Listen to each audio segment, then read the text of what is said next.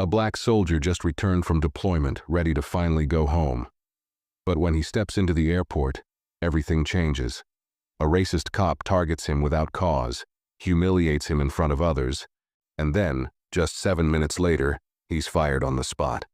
What happened next shocked everyone and set off a chain of events no one saw coming. Stay with me. This is a story you need to hear.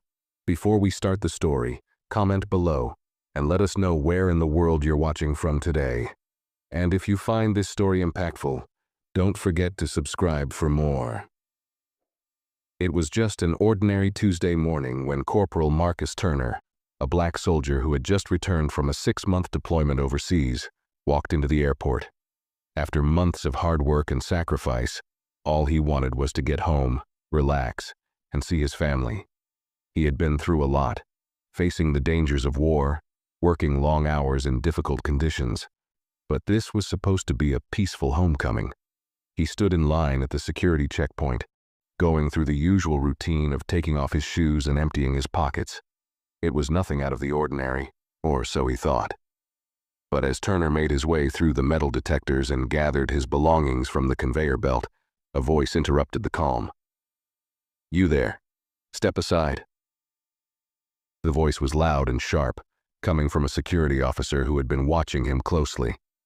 Turner turned to face the officer, trying to keep his composure. He wasn't doing anything wrong, so why the sudden attention? The officer, who was wearing a plain blue uniform, pointed at him and waved for him to move toward the side. Confused but still polite, Turner stepped to the side. "What seems to be the problem?" he asked, hoping for a simple explanation. The officer didn't answer right away. Instead, he gave him a cold, almost dismissive look, as though sizing him up. Then, without warning, the officer barked, "Random check. Step over here." Turner, already tired from his long flight, thought little of it. He had gone through security countless times before, and a random check didn't mean anything. He just wanted to get to his gate. He silently complied, but as he walked over, something in the officer's eyes felt off. It wasn't the typical indifferent glance you get from airport staff during routine checks. No, this one was different. It was almost hostile, like he was being judged for simply existing in the space. Turner did his best to ignore the feeling, but the officer wasn't letting it go. "What are you doing here?" the officer demanded. Turner, still trying to stay calm, replied, "Just returning home after a deployment." The officer's eyes narrowed. "A soldier, huh? Funny, I didn't expect to see you here," he muttered almost under his breath. It wasn't a question, it was a statement. A statement that, for some reason, felt far more like an accusation. Turner shifted uncomfortably, but he kept his voice steady. "I'm just trying to get home, that's all." But the officer wasn't done. "Where are you really from?" he pressed, his voice rising a little. It wasn't just a random check anymore. There was something personal in the way he spoke, something that made Turner's skin crawl, and then the officer went even further. "You people, you always find your way into places like this. Why should I believe you?" The words hit Turner like a punch to the gut. It wasn't just an interrogation. It was a direct attack on his identity. His patience, which had been so strong through the months of deployment, started to wear thin, but he remained silent. What could he say? Every instinct told him to remain calm and get through this. There was nothing he could do to change the officer's mindset. But then, just as the tension seemed to grow unbearable, the officer made his move. He stepped forward, a little too close for comfort, and shoved Turner hard against the wall. The action was swift, unprovoked, and jarring. Turner stumbled slightly but caught himself. His heart raced, his mind spinning. What had just happened? This wasn't just a random check anymore. It had turned into something personal, something ugly. The officer stood there, glaring at him, as if daring him to say something, to make a move. Turner's mind raced. Should he fight back? Should he call for help? But as he glanced around, he realized that no one was coming to his aid. The other officers, who had been watching the scene unfold, stood by in silence. Not a single one of them stepped forward to intervene. It was just Turner and this officer. trapped in a moment of pure hostility. "Move!" the officer snapped, his grip tightening. Turner stood still, processing everything. He was a soldier, trained for combat, for dangerous situations. But this was something entirely different. Something he never expected to face in an airport, especially after fighting for his country.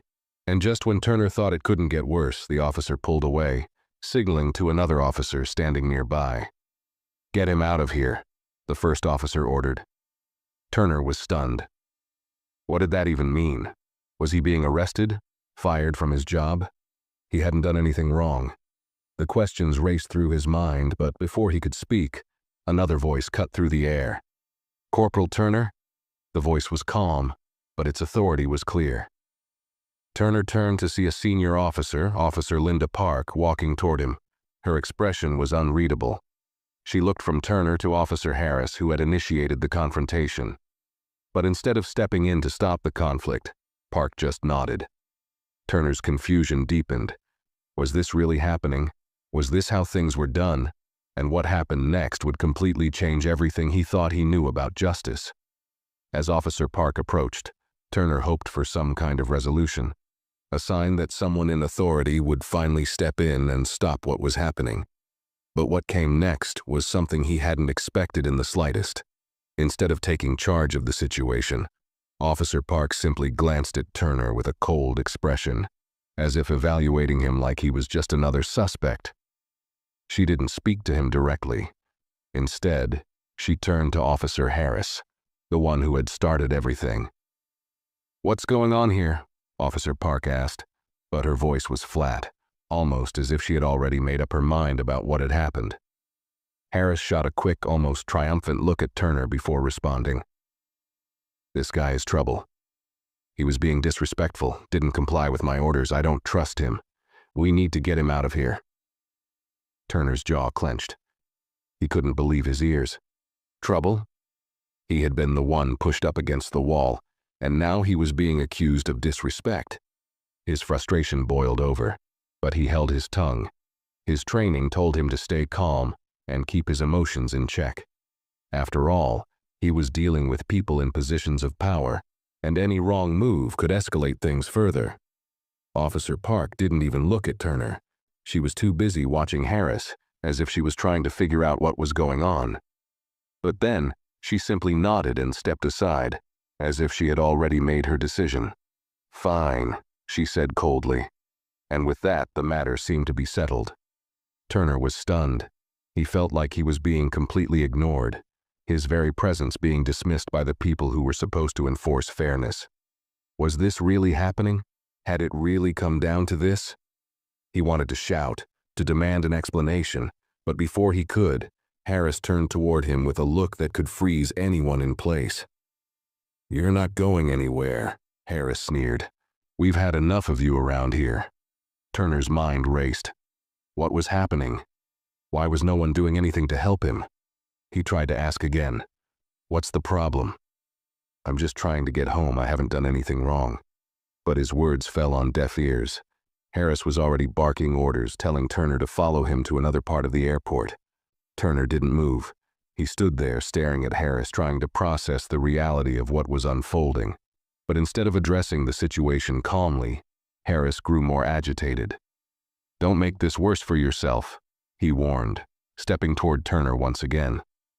There was a threat in his tone now, and Turner could feel his heart beating faster, knowing full well that any wrong move could end badly. He didn't want to escalate things any further, but he couldn't understand how it had gotten to this point. "Fine," Turner muttered, swallowing his anger. He could feel the tension building in the air, but he had no idea what would come next. Would he be arrested? Would he be taken somewhere for questioning? The uncertainty hung over him like a cloud, thick and suffocating. As Turner reluctantly followed Harris toward a more secluded area of the airport, the weight of the situation finally hit him. The officer was treating him like a criminal, not a returning soldier. He had done nothing to deserve this. He was being punished for something he couldn't even understand. And the silence from Officer Park, the one person who should have been helping, spoke volumes. In that moment, everything felt like it was closing in on him. He had never felt so alone and powerless. He wished he could reach out to someone, anyone, for help. But all he had was the bitter realization that in this moment, he wasn't seen as a soldier. He was just another black man being treated like a threat. As Turner followed Officer Harris down the hallway, he couldn't shake the feeling that everything was moving too fast, too unpredictably. He tried to remain calm, but inside his mind was racing. Why is this happening? He had done nothing to provoke this officer. His only crime was being a black soldier who happened to cross paths with a man who was clearly looking for trouble. The silence from Officer Park still echoed in his head. Why hadn't she stepped in? Why had she just allowed Harris to continue without saying a word? They reached a small security office tucked away in the corner of the airport. Turner hesitated, but Harris motioned for him to enter. "Sit," Harris ordered gruffly, pointing at a worn-out chair by the desk. Turner, unsure of what to do, complied, but he couldn't stop his mind from spinning. The walls felt like they were closing in on him, and the oppressive silence only made it worse. Harris took a seat behind the desk, glancing at Turner as though he were some kind of nuisance. "You've got some explaining to do," he said, tapping his fingers on the table. The officer's face was hard, emotionless, and Turner couldn't tell if it was just his usual demeanor or if it was something else, something deeper, more malicious. He was still processing the fact that this officer had actually pushed him, something that should never happen in a situation like this. And yet, it felt like it was being brushed aside as if it didn't matter. Turner took a deep breath, trying to steady himself. "I don't understand. I've done nothing wrong. Why am I being treated like this?" His voice was firm, but it was hard to keep the frustration out. He had been nothing but polite from the start, trying to keep things respectful. But now, standing here in this tiny room, it was clear to him that none of that mattered. His presence, his uniform, the color of his skin, none of it mattered to Harris.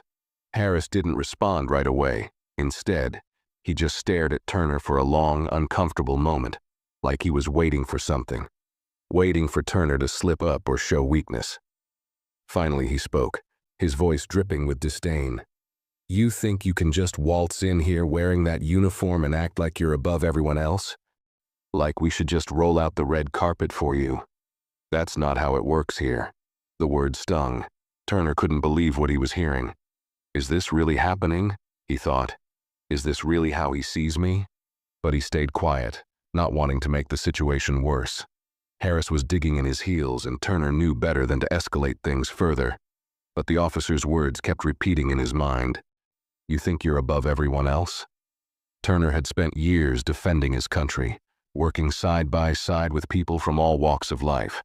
He had earned every inch of the respect that came with his uniform. But none of that mattered to Harris.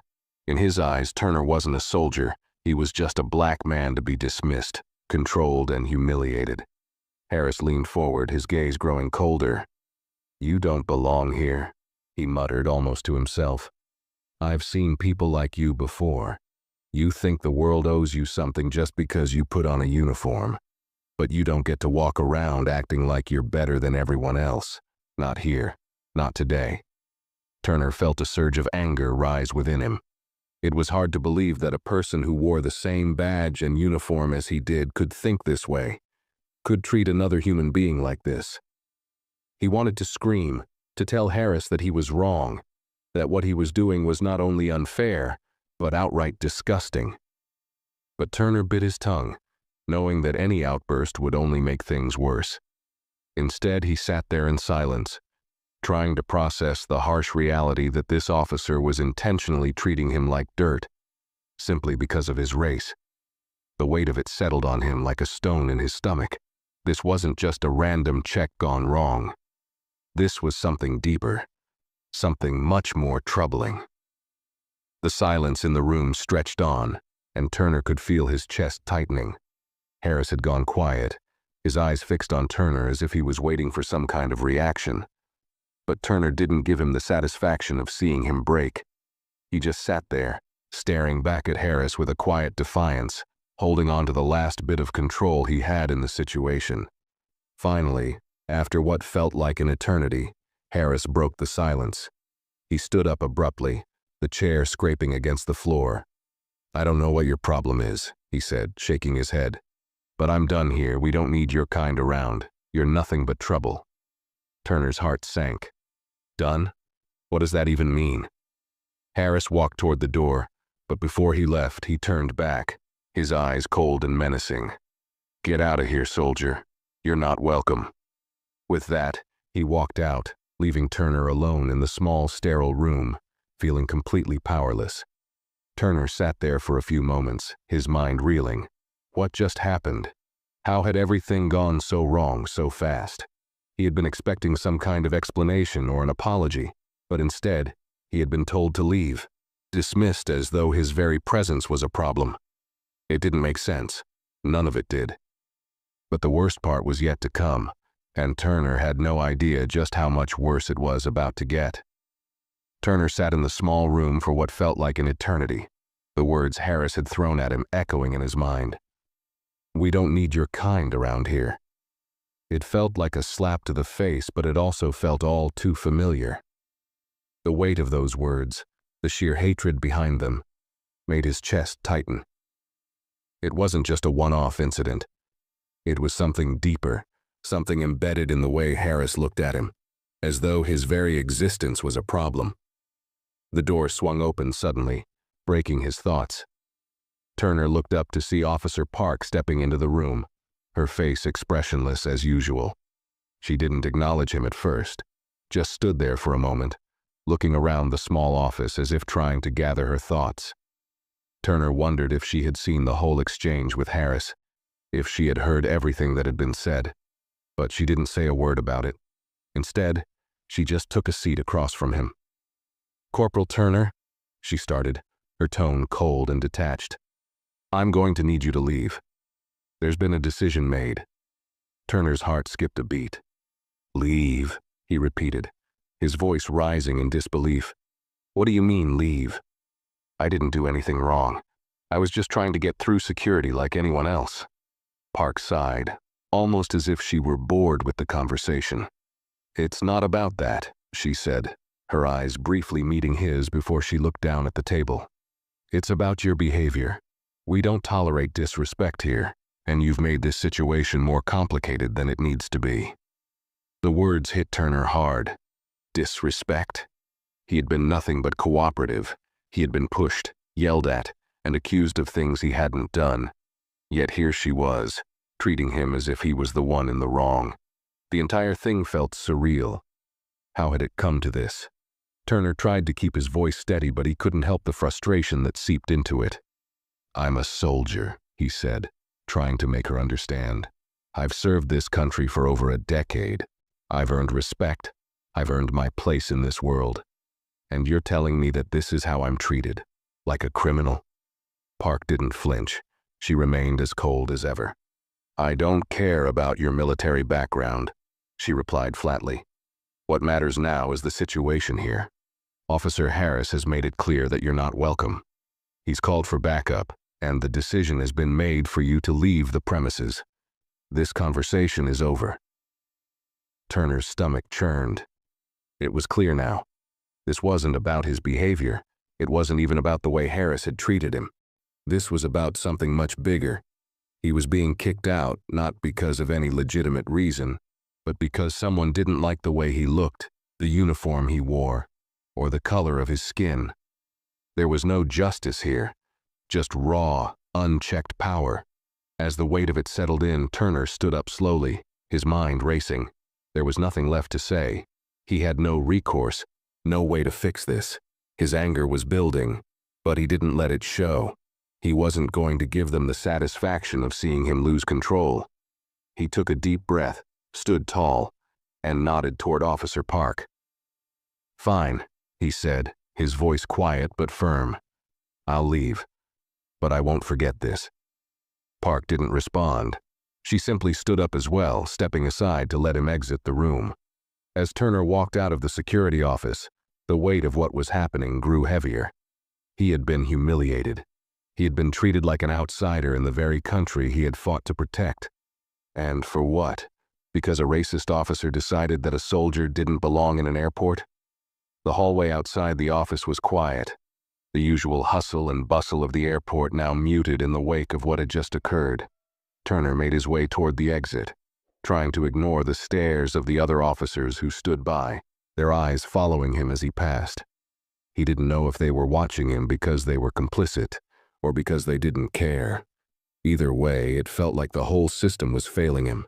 He had just been kicked out of an airport, dismissed like trash, and there was nothing he could do about it. But as he reached the door and stepped outside, a voice called out behind him, "Turner!" He turned around, startled. It was Officer Harris again, standing in the doorway of the security office. Harris stepped forward, his expression still cold, but there was something different in his eyes now. Something darker, more menacing. "Before you go," Harris said, his tone still dripping with contempt, "I want you to understand something. We don't tolerate people like you here. You might have that uniform, but you don't belong in this airport. Not now, not ever." Turner's hands balled into fists, his body tense, but he didn't say a word. There was no point. Harris had already made up his mind, and nothing Turner said was going to change that. Instead, he turned and walked away, leaving the airport behind him. The injustice of it all stung, but Turner knew one thing for sure. This wasn't over. The fight for his dignity, for his right to be treated as a person and not a threat, was far from finished. He didn't know what would happen next, but one thing was certain. He wasn't going to let this moment define him. As Turner walked away from the airport, the anger bubbling inside him didn't subside. The cold words from Officer Harris still stung, each one a reminder of how deep the prejudice ran. He was a soldier. He had served his country, put his life on the line, and here he was, being kicked out of an airport simply because of the color of his skin. It didn't make sense. None of it did. How could someone who wore the same uniform, someone who was supposed to uphold justice, treat him like that? How had a simple routine security check turned into an act of racial discrimination that felt all too familiar? The parking lot was nearly empty when Turner reached his car. He unlocked the door with a click and slid into the driver's seat, gripping the wheel with both hands. His mind was racing. What now? The weight of the situation hadn't fully hit him yet. He wasn't just angry, he was heartbroken. He had trusted that, no matter what, the system would protect him. He had expected fairness. But today, that fairness had been stripped away in a matter of minutes. Turner started the engine, the low rumble of the car filling the otherwise quiet space. He pulled out of the parking lot, his thoughts still swirling. What kind of country have I been fighting for all these years? He wondered. How many others have been treated like this? As the miles passed, his anger started to turn into something else. Determination. This wasn't just about one incident, one racist officer.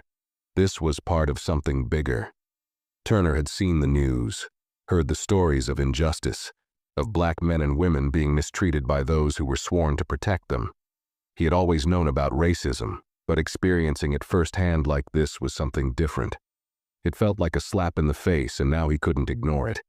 He couldn't just walk away from this. The thought of letting it go, of allowing it to slide as if nothing had happened, was impossible. But what could he do? How could he make them understand the pain, the humiliation that he had just endured? Turner thought about the other people in the airport who had watched the whole situation unfold. Why hadn't anyone stepped in? Why hadn't anyone said anything? Was it because they didn't care, or was it because they were afraid? It was hard to tell, but it didn't matter. Turner couldn't rely on anyone else to stand up for him. He would have to fight this battle on his own. By the time he reached his apartment, the anger had settled into a quiet resolve. He was determined to do something about what had happened. He knew that what Harris had done wasn't just a personal failure. It was a reflection of a broken system, one that allowed racism to thrive unchecked, even in places where it was supposed to be eradicated. Turner knew he couldn't let this stand. If he let it go, it would only happen again to someone else. He walked into his apartment and dropped his bag onto the floor. The familiar surroundings of his home didn't offer the comfort they usually did. The weight of everything still pressed on him. He took out his phone and stared at the screen, his fingers hovering over the keyboard. There were so many things he wanted to say, but where to start? Should he file a complaint? Should he go public with the story? Turner's fingers began typing, slowly at first, then faster as the words started to flow. "This is bigger than me," he thought as he wrote.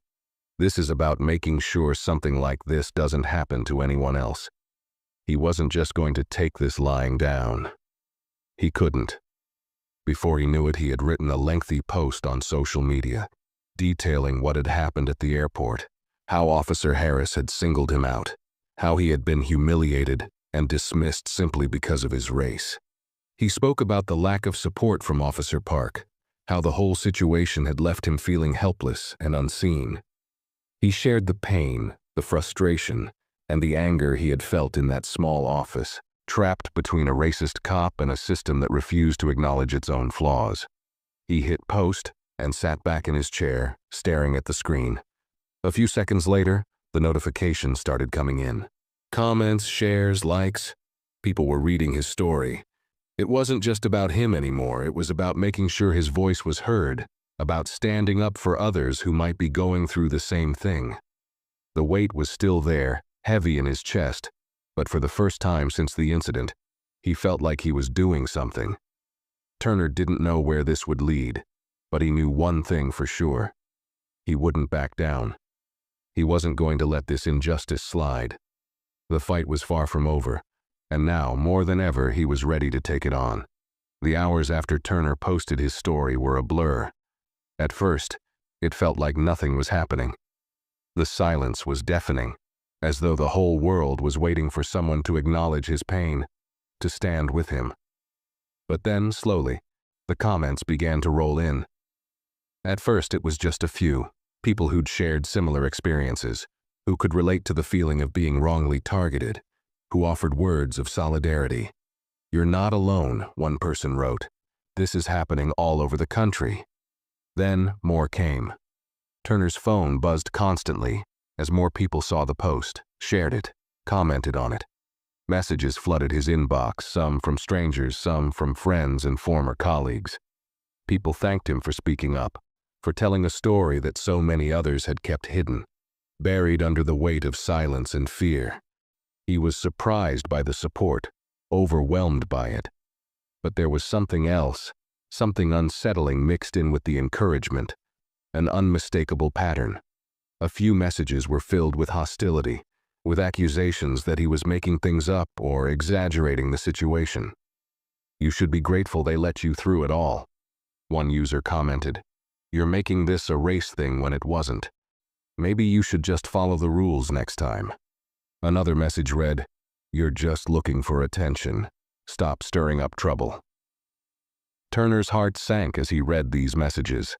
There was always a part of him that knew people would try to dismiss him, but seeing it written out, seeing the blatant disregard for his pain, was harder than he thought. Still, he didn't let it stop him. He had seen this before, the way people would deny the reality of racial prejudice, the way some would twist the narrative to protect their own biases. But Turner wasn't backing down. He wasn't about to let those messages silence him or erase his truth. As the evening wore on, his story gained traction. News outlets began reaching out for statements, asking for interviews. His post had gone viral, catching the attention of local news stations and social media influencers who were equally outraged by what had happened. It felt surreal. Turner had never expected his experience to become a public rallying cry.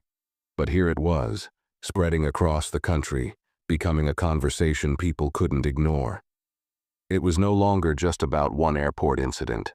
It was about a larger issue that was deeply embedded in American society, one that affected people of color every single day.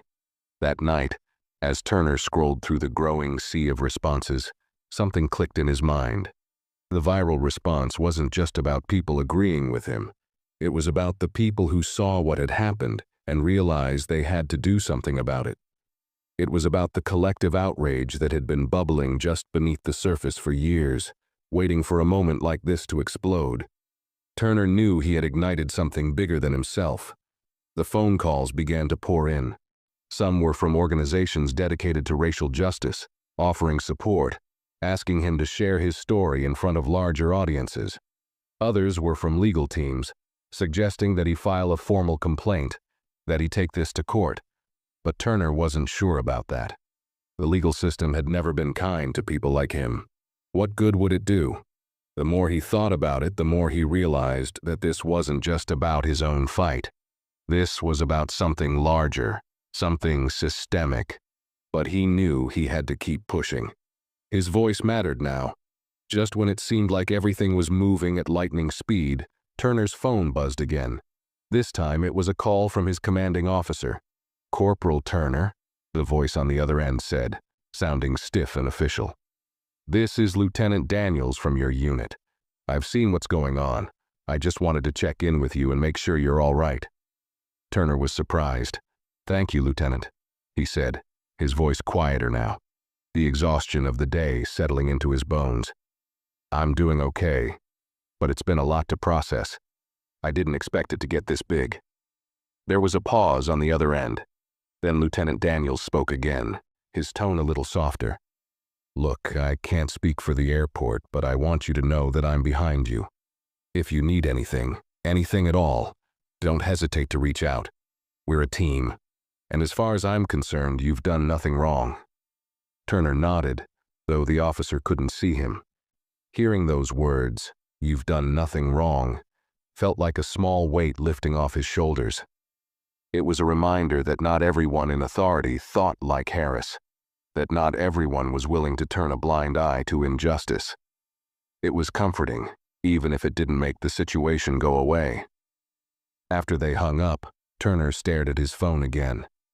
He'd spoken to a few supportive people, but this was different. This was coming from his unit, from people he had served with, people who had fought beside him. The reality was sinking in. This was his moment to make a real change, not just for himself, but for everyone who had ever faced the same kind of treatment. This wasn't about personal revenge or settling a score. It was about bringing awareness to something that had been ignored for far too long. He wasn't just a soldier anymore. Turner was becoming a symbol, a voice for those who had been silenced by fear or the system. The fight was no longer just about the incident at the airport. It was about raising awareness of systemic racism in law enforcement, about giving a platform to those who had been overlooked for too long. As the night stretched on, Turner knew the battle was far from over. The path ahead would be difficult, but he wasn't afraid anymore. He had a cause now. He had the support of his community, and he had the courage to keep pushing, no matter how hard it got. The world was listening, and Turner was ready to make his voice heard. The next few days passed in a blur of media interviews, phone calls, and overwhelming messages from all corners of the internet. Turner barely had time to process everything. His story had sparked outrage, but it had also sparked conversations that he never imagined he'd be part of. People were talking about racial profiling, the abuse of power, and the systemic racism that was embedded in institutions across the country. It wasn't just an isolated incident at an airport anymore. It was a symptom of something much larger. Despite the outpouring of support, Turner couldn't help but feel drained. Each interview, each message, felt like another reminder of the humiliation he had faced, another blow to his sense of security. He had spent years in the military, fighting for his country, believing that it would protect him in return. But in that airport, in that small room with Officer Harris, he had learned a painful truth. The country he had pledged to serve didn't always see him as an equal. Still, he knew this was bigger than him. He had opened a door and people were starting to listen. But with that attention came pressure. The more his story spread, the more people expected him to do something with it, to take action, to make change. Turner felt the weight of that responsibility. But what could he do? What was the right thing to do in a situation like this? Could he actually change something? Or was he just another voice in a long list of others who had tried and failed? One afternoon, a call came through from a prominent civil rights organization. Turner had heard of them before, the Justice League for Equality. They had been working on cases like his for years, advocating for victims of racial discrimination and police brutality. When the voice on the other end introduced themselves as one of their senior lawyers, Turner's heart skipped a beat. "Corporal Turner, we've been following your story closely. What happened to you at the airport is unacceptable, and we want to help you. You don't have to face this alone." The relief he felt in that moment was overwhelming. He had been struggling with the decision to take legal action. He wasn't sure how far he could go or whether anyone would listen. But now, with the help of a well-established group behind him, things felt different. It wasn't just his word against an officer's anymore. There was a team of experienced people who believed in his cause, who would fight with him. "We're ready to support you in any way we can, whether that's filing a formal complaint, bringing attention to this in the media, or even taking this to court if that's the route you want to go," the lawyer said. "You've already started something huge. We want to help you finish it." Turner sat in stunned silence for a moment, trying to process everything. The idea of fighting a legal battle was daunting. He had never been in the courtroom before, and the thought of facing off against the very system that had failed him was terrifying. But as he thought about it more, the fear started to fade, replaced by a growing sense of purpose. This wasn't just about him anymore. It was about everyone who had been treated like he had. Everyone who had faced racial profiling and abuse of power, and had no one to turn to. He finally spoke, his voice steady but filled with determination. "I'm ready. Let's do this." The lawyer's voice brightened. "Good. We'll start immediately. We'll make sure that your story is heard and that you get the justice you deserve."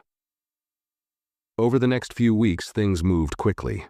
Turner's case was picked up by more news outlets, and public opinion began to shift. The images of the airport incident, the officer's shove, the way Turner had been treated, were plastered across social media and news stations, further fueling the conversation. People were angry, but they were also motivated. Protests began popping up in cities across the country, with people demanding justice not just for Turner, but for all those who had been victims of racial discrimination in public spaces. Turner wasn't sure what to make of it at first. The support was overwhelming, but so was the attention. Every time he turned on the news or checked his phone, there were more headlines about the case, more interviews asking him how he felt. Some days it felt like he was losing himself in the midst of it all, like his identity was being shaped by something bigger than him. But on the other hand, the momentum was building. People were finally talking about the issues he had been fighting against for so long. The fact that his story had sparked this level of awareness meant that the message was reaching people, real people, who were beginning to understand what so many others had faced. Then, one morning, he got a call that shifted everything. It was from the airport. The voice on the other end was polite but businesslike. "Corporal Turner," the representative said, "we'd like to formally apologize for the incident that occurred on date. We've conducted an internal review and have taken disciplinary action against Officer Harris. We understand that this situation was deeply upsetting, and we want to assure you that we are committed to preventing this from happening again." Turner's mind raced. An apology? Disciplinary action? It felt like a small victory, but something didn't sit right. Harris had been allowed to act the way he did without fear of consequence for so long. Was this apology sincere, or was it just an attempt to quell the growing outrage? He pressed the representative further. "What exactly does disciplinary action mean, and how do I know this won't happen to someone else?" The representative was quick to answer. "We are conducting additional training on racial sensitivity for all security staff, and Officer Harris has been suspended pending further investigation. We're also reviewing our policies to ensure that something like this doesn't happen again." Turner didn't feel relieved, though. It wasn't enough. Officer Harris might have been suspended. But what about the culture that had allowed him to behave this way in the first place? What about the other officers who stood by and did nothing? What about the system that protected men like Harris, that allowed them to use their power to humiliate and control others? Turner knew the apology was just a start. There was still a long road ahead, but it was a step in the right direction. And now, with the support of his legal team, the attention of the public, and the voices of so many people standing behind him, Turner was ready to see this through to the end. The fight for justice was just beginning. The next few weeks were a whirlwind. Turner, along with his legal team, began to prepare for the next phase of the battle. The apology from the airport felt hollow to him. It was just a small concession meant to calm the storm, not a true reckoning with the deeper issues of racism within their ranks. But Turner wasn't in this for a simple apology. He was in it for something much bigger. He wasn't going to stop until the entire system that had allowed officers like Harris to behave without consequence was held accountable. The civil rights organization working with Turner had been instrumental in pushing forward. They helped draft press releases, coordinate protests, and ensure that his story remained at the forefront of the public eye. It wasn't just about the incident at the airport anymore. It was about systemic change. Turner began to realize that what had happened to him wasn't an isolated incident. It was part of a larger pattern, a problem that stretched far beyond one officer or one airport. Across the country, people of color were being profiled, harassed, and mistreated, and far too often, the system failed to protect them. Turner started to get calls from people who had faced similar experiences. Black soldiers, everyday workers, parents, and students, each sharing their stories of discrimination and abuse by law enforcement. The more he listened, the more determined he became. This wasn't just his fight anymore. It was the fight of thousands, if not millions, of people who had been suffering in silence for far too long. But there was another side to this. Turner was now under constant public scrutiny. His social media had become a battleground, with people either praising him for his bravery or condemning him for stirring up trouble. His phone rang incessantly, sometimes with offers of help, other times with threats and hateful messages. The weight of it all felt suffocating at times. Every word he spoke, every action he took, seemed to be analyzed, critiqued, and dissected. Despite the overwhelming pressure, Turner knew he had to keep pushing forward. He had started this fight, and now there was no turning back. He couldn't afford to let the noise drown him out. There were people who needed him to stand tall, to continue speaking out no matter how difficult it became. One evening, as Turner sat in his apartment, staring at his phone, he saw that the situation had escalated. The airport had released a statement, claiming that Officer Harris had been temporarily suspended as part of their investigation, and that the incident was regrettable but isolated. The airport had promised that they were committed to diversity and inclusion, and that further training would be conducted for their staff. It all sounded too rehearsed, like the words of a corporation trying to placate the public without addressing the real issues. The public backlash against the airport was immediate. People weren't satisfied with the response. The statement felt like a band-aid on a wound that needed surgery. Harris wasn't the only problem. He was just a symptom. The entire system needed to change. Turner knew what he had to do next.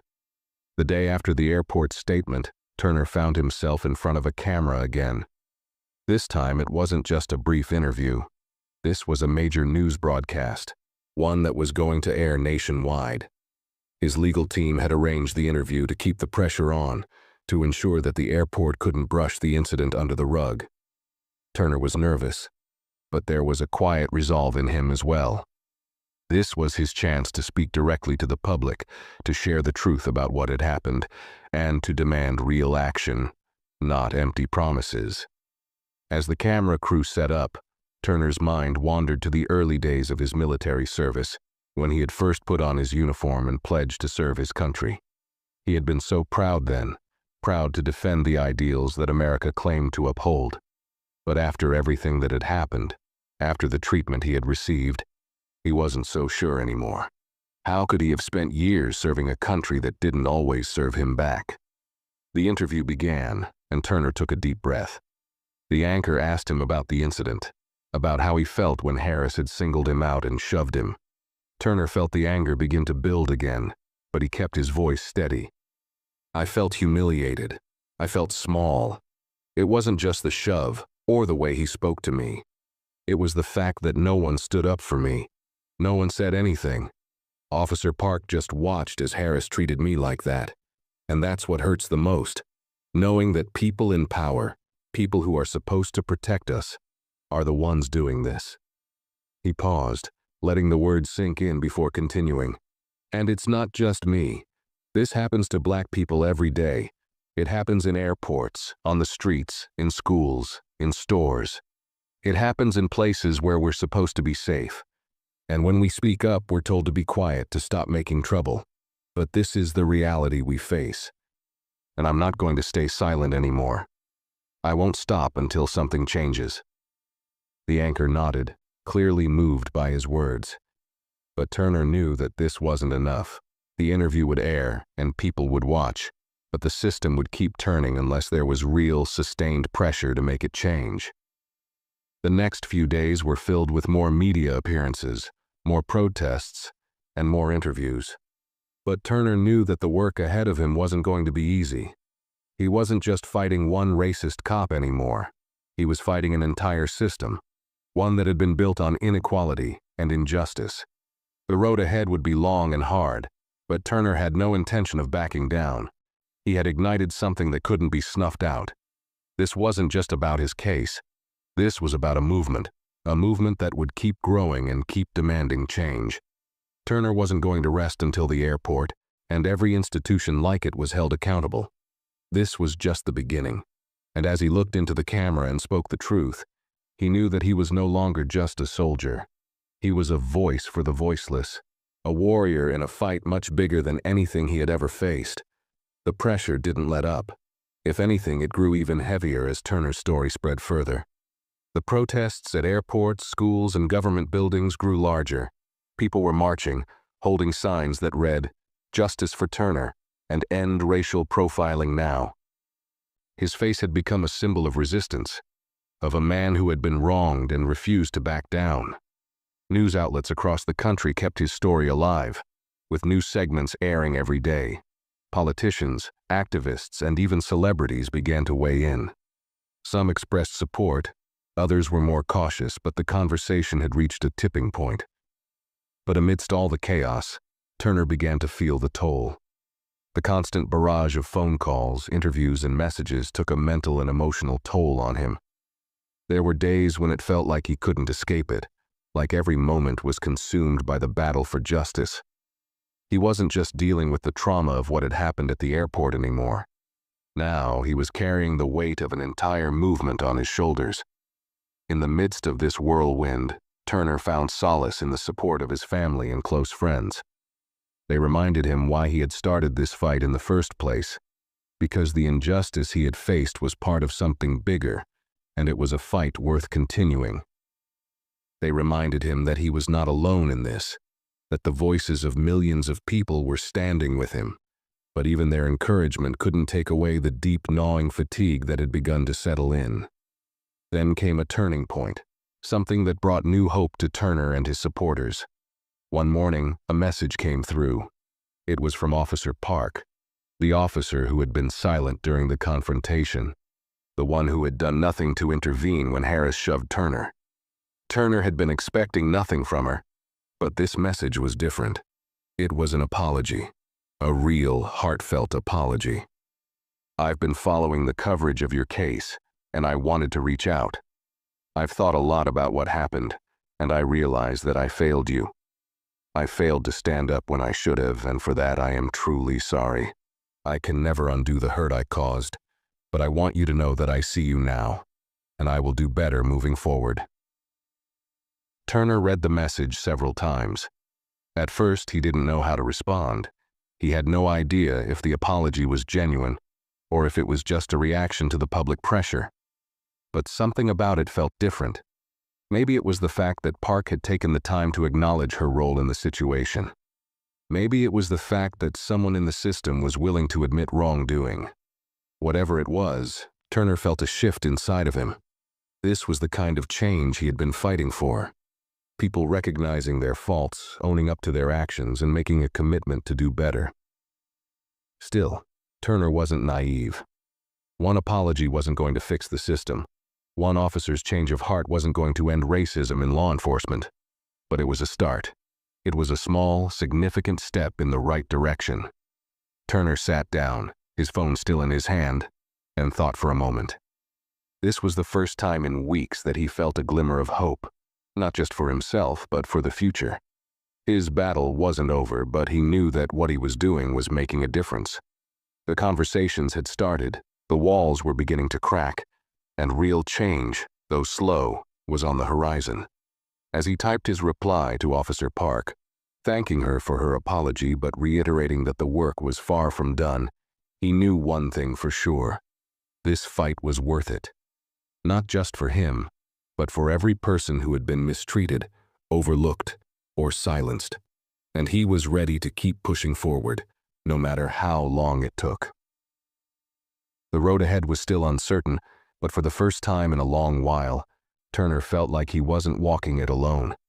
The fight for justice was far from over, but now it felt like it had a chance. As the weeks went by, the momentum behind Turner's case only grew. What had started as a personal fight against a racist officer had now evolved into a full-blown movement, one that was demanding accountability not just from law enforcement, but from institutions everywhere. The hashtag #, Justice for Turner trended every day, with people from all walks of life showing up in support. It wasn't just Black communities that were rallying behind him. It was everyone who believed in fairness, equality, and the right to live without fear of being unjustly targeted. Turner's life, which had once been consumed by the quiet discipline of military service, was now filled with the loud demands of activism and public attention. He attended rallies, spoke at universities, and was invited to forums where people discussed racial justice and police reform. His words were raw, honest, and powerful, reflecting the pain and frustration that so many people felt but had never been able to voice. Despite the growing support, Turner still wrestled with feelings of doubt. The pressure to represent so many people weighed on him. Sometimes, late at night, he would lie awake in bed, wondering if he was doing enough, if his voice was strong enough to make real change. The constant barrage of opinions, both supportive and critical, left him feeling exposed, vulnerable. But every time he doubted himself, he would think about the countless people who had shared their own stories with him, stories of being targeted, silenced, and dismissed. He wasn't just fighting for himself anymore. He was fighting for them too. And then, there were the quiet victories that kept him going. The first sign of real change came when the airport's internal investigation was completed. Officer Harris, who had been suspended pending the review, was officially fired. The airport issued a public statement acknowledging that his actions were unacceptable and outlining new policies for racial sensitivity training. It was a step, but Turner knew it wasn't enough. One officer out of the thousands across the country wasn't going to fix the problem. This was just a small part of a much larger issue. But Turner didn't stop there. He kept pressing, pushing for more. He worked with organizations and lawmakers to introduce bills that would require comprehensive, nationwide police reform. The goal wasn't just to hold bad officers accountable, but to change the culture that allowed them to operate without fear of consequence. He didn't want a few apologies or token gestures. He wanted systemic change, a culture shift that would affect every corner of society, from law enforcement to corporate boardrooms. His work wasn't without its setbacks. There were moments when it seemed like the public's attention would shift, like the news cycle would move on to the next tragedy or scandal. But Turner kept fighting, knowing that every rally, every interview, and every person who shared their story added another brick to the foundation of change. As summer turned to fall, Turner's fight continued, but so did the toll it was taking on him. The endless media cycles, the constant demands for interviews, and the pressure to be a perfect spokesperson for racial justice began to chip away at his emotional well-being. It was as though every day brought new challenges, new attacks, and new expectations. Some days, the weight of it all felt unbearable. The hate mail, the racist comments online, the trolls who tried to discredit him. It all felt like too much to carry. He knew he couldn't let it stop him, but there were moments when he wished he could just go back to the quiet life he had before, where he wasn't under the spotlight, where he wasn't the face of a movement. But every time he thought about giving up, he remembered the people who had reached out to him, the people who had told him that his voice had made a difference in their lives. They had shared their own pain, their own stories of injustice, and Turner knew that he could never turn his back on them. One of the hardest things Turner had to face was the growing divide in the country. While there was overwhelming support for his cause, there were still those who resisted, who refused to believe that racism was a problem in law enforcement, who saw his actions as divisive rather than constructive. Some of the people who had been quiet at first were now openly hostile. It wasn't just about Turner anymore.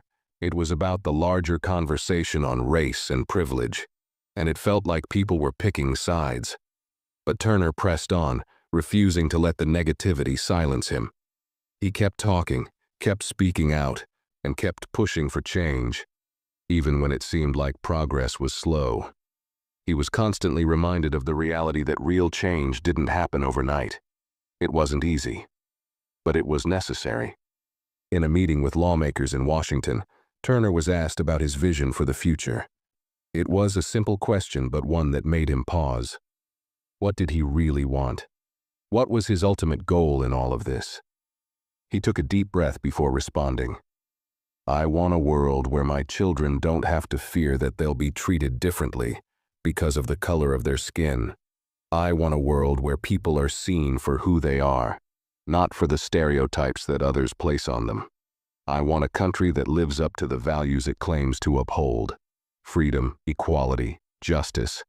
For everyone, no exceptions." As the room went silent, Turner knew that this fight was far from over. But for the first time in months, he felt a sense of clarity. He knew what he was fighting for now, and he knew that no matter how long it took, he couldn't stop. The change he wanted to see would take years, decades, maybe longer. But he was ready to spend his life fighting for it.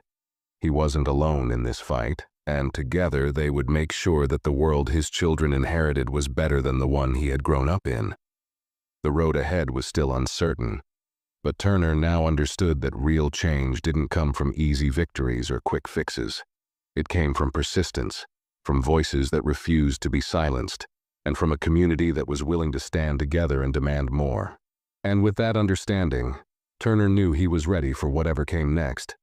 The fight was far from over, but he was no longer just a soldier in the military. He was a soldier for justice, and he would keep fighting until the battle was won. As winter approached, the fight for justice continued, but so did the exhaustion. Turner's body was worn down, physically, mentally, and emotionally. He had been in the trenches for months now, constantly speaking out, fighting the fight, and trying to balance the overwhelming expectations placed on him. Every day felt like another uphill battle, and the constant spotlight on him was a double-edged sword. On one hand, it was a platform for change, but on the other, it was a never-ending weight. Yet there were moments when he felt a flicker of hope, a reminder that this fight wasn't in vain. One of those moments came when a large national protest was held in Washington, D.C., and Turner was asked to be one of the keynote speakers. Thousands of people showed up to march for racial justice, and Turner stood before them, looking out at the sea of faces that had come together in solidarity. It wasn't just about his story anymore. It was about the collective fight for equality. As he stepped up to the podium, his heart pounded in his chest. The weight of everything, his personal pain, the pain of everyone who had shared their experiences, the pain of a system that had long failed people of color, hung heavy on his shoulders. But he knew he had to speak. This was why he had kept going. For moments like this, when he could stand and say that enough was enough. "Today," Turner began, his voice steady but filled with passion, "we are not just fighting for one man's dignity. We are fighting for all of us, for every black man, woman, and child who has ever been treated as less than human, for every person who has been profiled, mistreated, and silenced. We are fighting because we know the system is broken, and we refuse to accept it anymore." The crowd cheered, and Turner felt a surge of strength. In that moment, it wasn't just his voice. It was the collective voice of thousands, maybe millions of people who had been affected by racial injustice. His words were no longer just his own. They were the words of the oppressed, the unheard, the marginalized. The energy from the crowd pushed him forward, and he knew that this wasn't just a protest. It was a movement, and it was growing. "I won't stop fighting," he continued, "and I won't let any of you stop fighting either. This is our time to demand real change. This is our time to take back what has been stolen from us, our dignity, our rights, our humanity. We will not rest until we see a world where justice is truly blind." The crowd erupted in applause, and Turner stepped down from the podium, feeling a mix of exhaustion and empowerment. It had been a long, grueling journey, but this was what he had been fighting for. This was the reason he had put himself out there, risked his reputation, and faced the hostility of those who didn't want to hear the truth. The fight wasn't just about his case anymore. It was about changing a system that had been broken for too long. And for the first time in a long while, he felt like they were on the verge of something big. Turner's influence had continued to grow, and so had the pressure. As the months wore on, the momentum for racial justice intensified. But so did the pushback. The louder the calls for reform became, the more vocal the opposition was. Some politicians and media outlets were quick to dismiss the movement, framing it as a threat to the established order. Turner's name had become a lightning rod, a symbol of both hope and controversy. He was called everything from a hero to a troublemaker, depending on who you asked. But Turner didn't let the criticism stop him. Every attack, every attempt to discredit him, only fueled his resolve. He knew the backlash was inevitable. Change didn't come without resistance. It didn't come without people clinging to the status quo, fighting tooth and nail to maintain their grip on power. But that didn't matter to him anymore. What mattered was the people, the families, the students, the everyday workers who had stood beside him, who had raised their voices in protest, who had shared their stories and said, "We've had enough." He kept going, tirelessly working with lawmakers to push for meaningful reforms.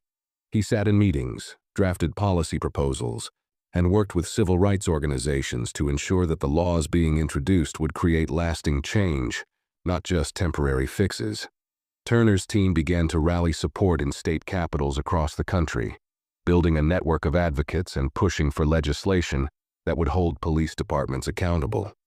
His legal team filed lawsuits against institutions that had failed to take action against racist practices, demanding justice for those who had been wronged. Despite all the work being done, there were days when Turner felt weary. He had put so much of himself into this cause, so much of his own pain and heart, that sometimes he wondered how much more he could give.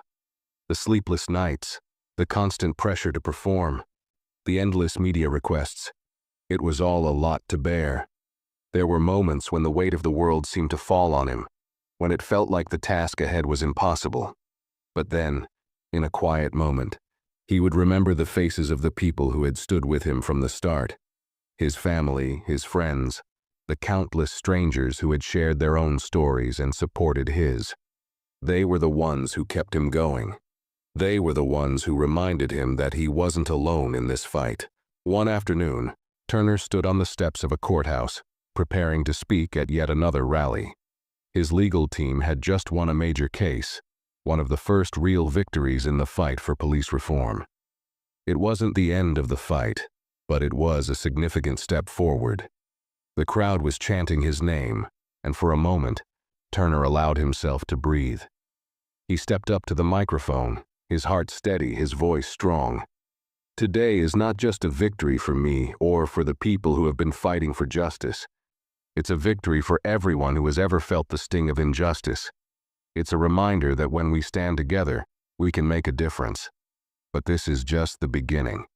We have a long road ahead, and I'll keep walking it with you, every single step of the way." The crowd cheered again, louder than before. Turner raised his hand, his fist clenched in solidarity. He knew that this was just one battle in a much larger war, but the tide was turning. Change was possible, and with every person who stood by him, with every voice raised in protest, that change was coming faster than anyone could have imagined. And so, with the fight still ahead, Turner kept moving forward. He didn't know exactly where this journey would lead, but he knew one thing for sure. He wasn't turning back. The road was long, the work was far from over, but the future had already begun to shift, and Turner was determined to see it through, no matter how hard it got.